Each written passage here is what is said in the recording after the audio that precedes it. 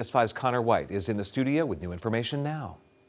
Michael, this is a prison with blind spots all over the facility, which the Department of Corrections knows. Your tax dollars bought hundreds of millions of dollars worth of new cameras and equipment, but as we're now learning, concerns about actually installing and using that equipment is something that dates back years. In 2015, the State Department of Corrections launched an initiative to fully cover each facility with surveillance cameras. In 2022, Mid-State Correctional was in line for 1,700. As of 2025, the number installed is 0. If there are delays, there should be clear and transparent reasons as to what is holding it up. Sumit Sharma of the Correctional Association of New York says no one gave them those answers when they visited Mid-State in January, finding no movement on the capital project to install the cameras they heard about on their last visit more than 2 years ago. A spokesperson for the prison system says planning an installation in these old buildings takes time.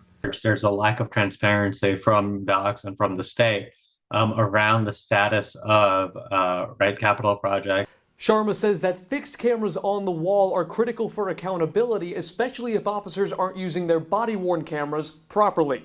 According to Sharma's team, there are about 300 body cameras in use at Mid-State, but they found that some weren't being charged or simply aren't working. The lack of installation around the fixed cameras really raises a question as to what happens on a day-to-day basis. Mid-State isn't alone. Last month, Commissioner Daniel Martuscello told lawmakers that just 11 of 42 prison facilities are fully covered, even though $600 million tax dollars were supposedly spent on installation in the past decade.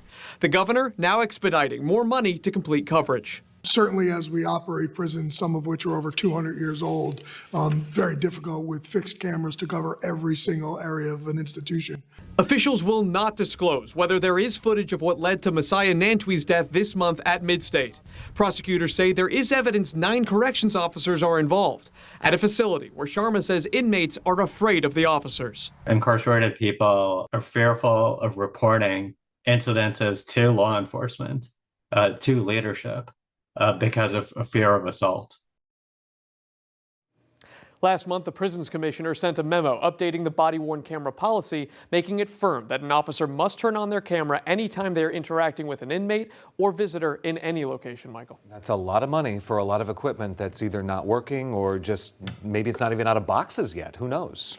Absolutely. It seems like equipment isn't actually there just yet. On the timing, they seem to be blaming the age of these facilities. We did get an updated statement from docs this afternoon saying that it'll be around 2,000 cameras at Marcy, or Mid-State rather, coming this fall.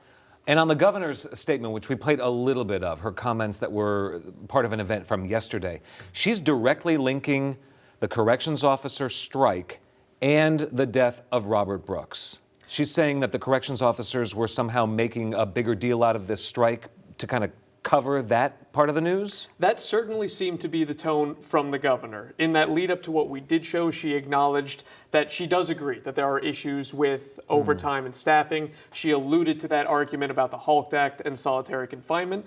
But then she brought up this third reason that, of course, we never heard from officers, is this idea that they began striking the same week that they knew that some of their colleagues from Marcy were going to face repercussions. All right, Connor, thank you.